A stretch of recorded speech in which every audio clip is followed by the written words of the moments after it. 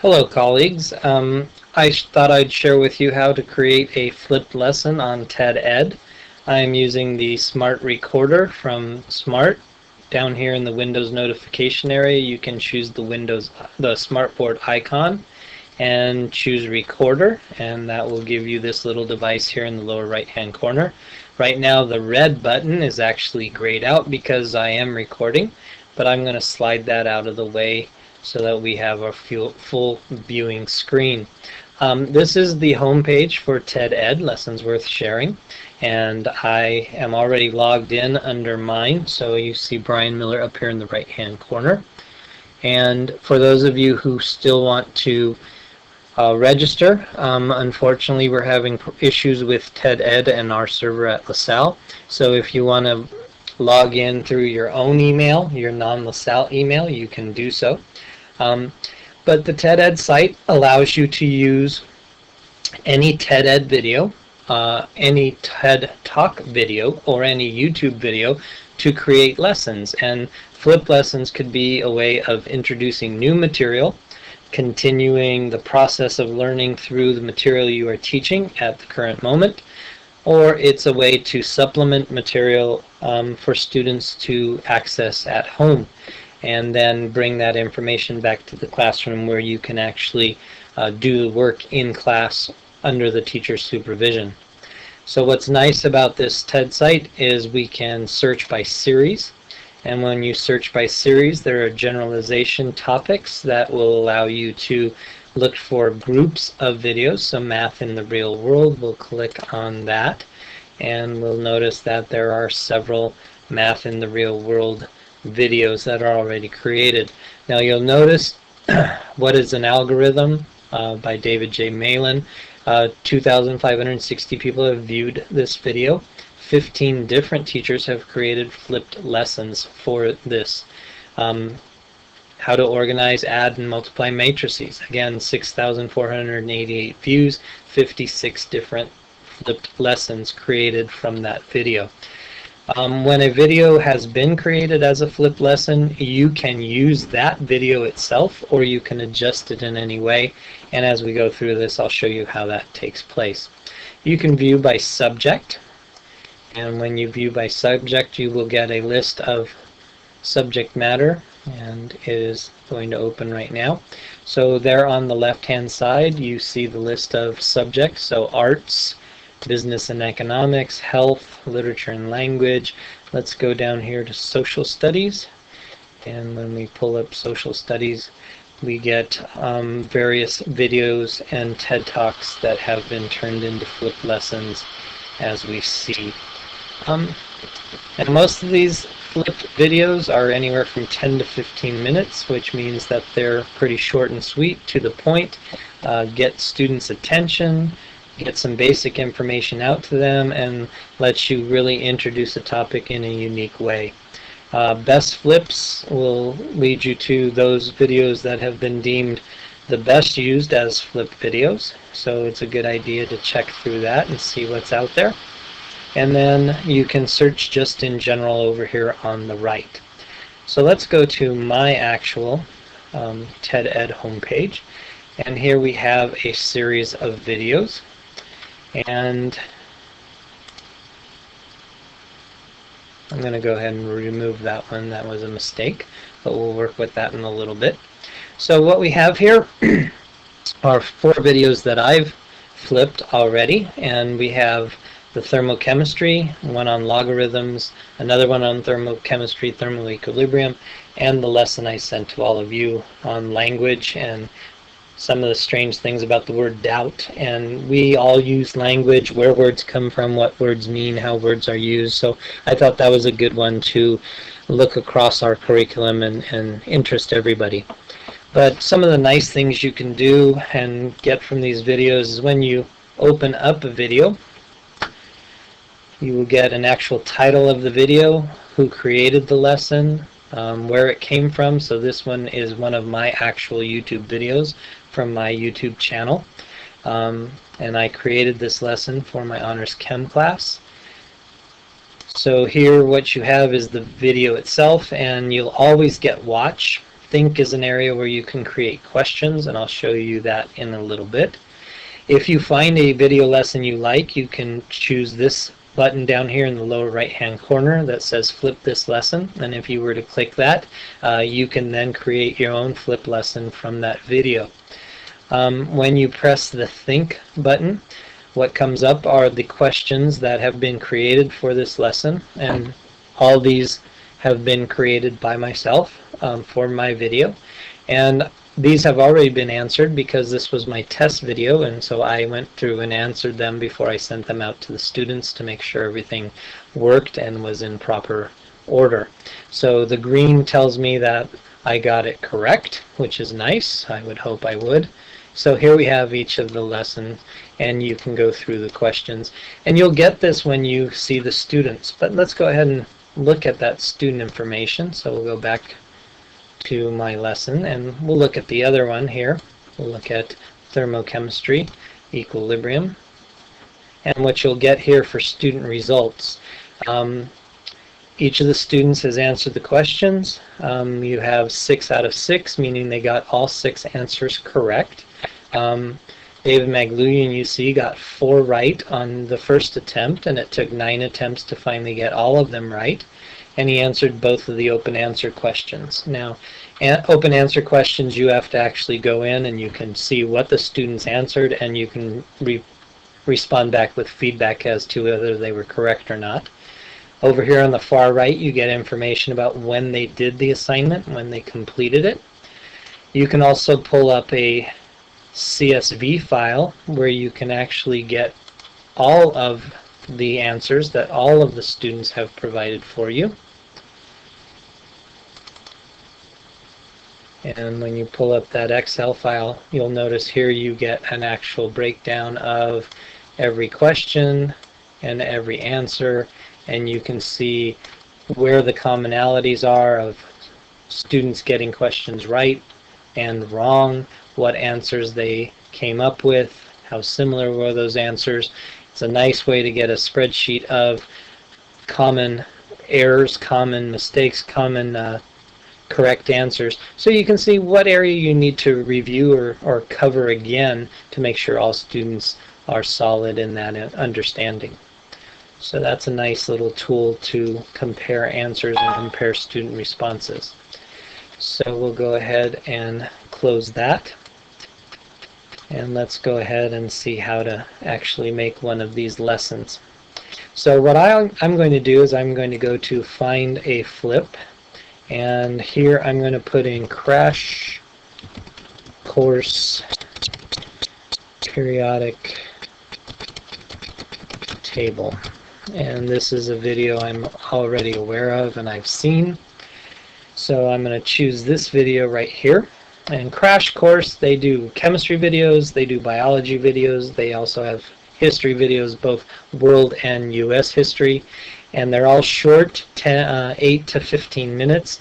They use very active animation, they use humor, and they just do a great job of covering aspects of the topic in a way that students can understand, but in a way that students are willing to watch, which is important.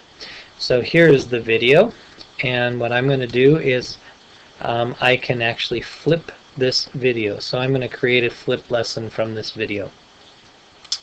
So you'll notice what comes up is the title of that, and you can add to this. So I'm going to go ahead and click in the box and edit for honors chemistry. So you can edit that in any way you need. Notice that the lesson here is now created by me. So when your students see that page, they're going to see that it's your lesson. It's not someone else's lesson. Even though it was made by the video was made by someone else, it is your lesson that you've created. Here you can type up to 400 characters to explain what is this video about, why you are having the students watch this video. So the history of the periodic table and its development as a universal Table for chemistry. So I could go back and edit that later if I want to add more information, or if I feel there's something else that I want the students to know about it. So as we scroll down, we see here is our video. Over here is the watch. Notice that always comes up red because if you're going to put up a video, the students are going to watch it. So that always has to be there. You have 4 choices here. You can include or exclude. Think is where you can add questions, a multiple choice, or fill in. Dig deeper is where you can add an additional assignment, an additional aspect that you want students to follow up on after they've completed the lesson. Maybe you want them to research something, maybe you need them to go to the book, your text, and complete a section, or maybe you need them to do some other research and bring back information to the next class. Maybe there are some discussion questions you want them to think about in preparation for the next class. Discuss is where students can pose questions, or you can pose other questions about the lesson. And finally is an area where you can put in a closure to the lesson. So I'm going to go ahead and I'm going to take out the discuss and the end finally, and I'm going to leave in the think and dig deeper, and we're going to go ahead to the think portion. And what we have here is the video on the right, and here are our question choices here on the left. And if we go ahead and view the video, and once again you have 2 options. You can do multiple choice, or you can do open answer. Open answer is like a fill-in or a short answer. They can type up to, I think it's 400 characters in their answer, which is enough for these short videos to get information across from the students. So as the video loads, and part of this is I'm recording this at home, so I'm using my Wi-Fi, not the LaSalle Wi-Fi, so it might take a little longer. But let's look. Hello, I'm Hank Green. Welcome to Crash Course Chemistry. Today, we're talking about the most important table ever. Not the table where they signed the Declaration of Independence, nor any table of contents, nor this table right here, nor the stone table of Aslan. Nay, it is the periodic table of elements. Okay, so I'll go ahead and stop the video, and what we're going to do here is we're going to choose a multiple choice, and what we want to talk about here is Not the table where they signed the Declaration of Independence. So I'm going to put down here in the left 007, and that will take us to a video hint for students to, as they are answering questions, they can choose video hint, and it will take them to the portion of the video where they can find the answer. So what is the most important table known to man? So we're going to go ahead and add our answers, and the table where they signed the Declaration of Independence. And that, of course, is a wrong answer. And let's continue. Independence, nor any table of contents. A table of contents.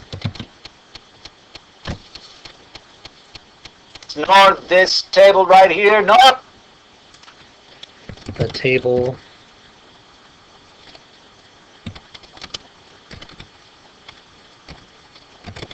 Henry Green is sitting at.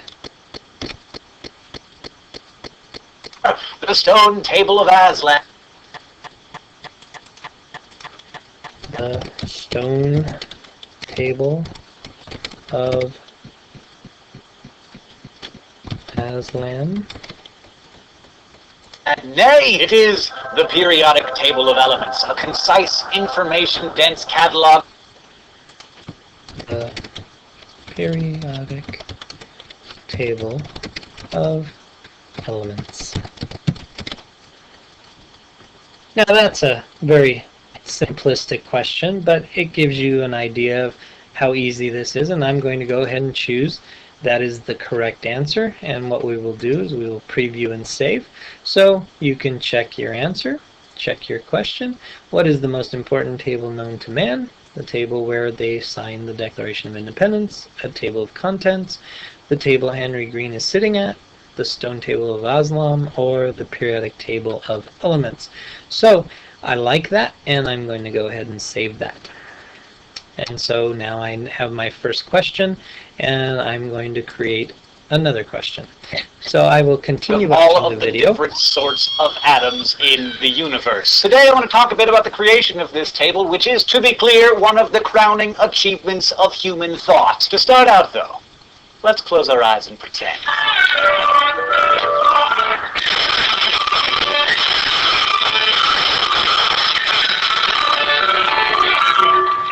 Imagine you're in Siberia, and you're a 13-year-old boy, and your father, who was a professor but had gone blind, leaving your family of more than 10 brothers and sisters. So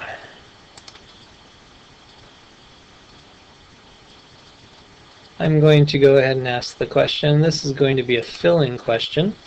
What was the profession of Mendeleev's father?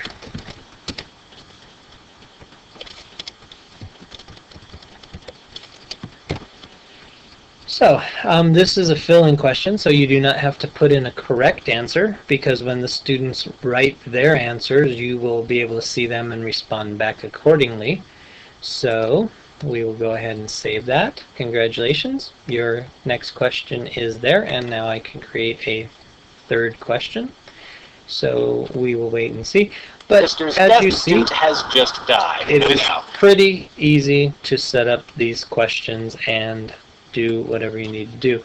As far as dig deeper, you can go ahead and you see you get 5,000 characters to go ahead and type out information about whatever you would like the students to follow up on, whether it be research something, do another assignment, as I said, go to the text and complete part of the text, prepare questions for the next class, whatever it may be. So that dig deeper is a great way to further the lesson beyond the video. So I'm going to go ahead and finish this flip. And once you finish the flip, now here you have choices to go back and edit your lesson.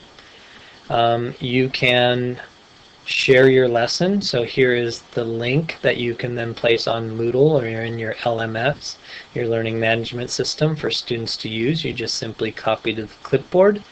You can email that lesson to your students. And here in this box, you can write a note to the students in that email about why you are going ahead and assigning this to them. If you don't want to do all of those things, you can go ahead and close that window. And here is my lesson. So let's take a look at what we have here. So I'm going to go ahead and open that up.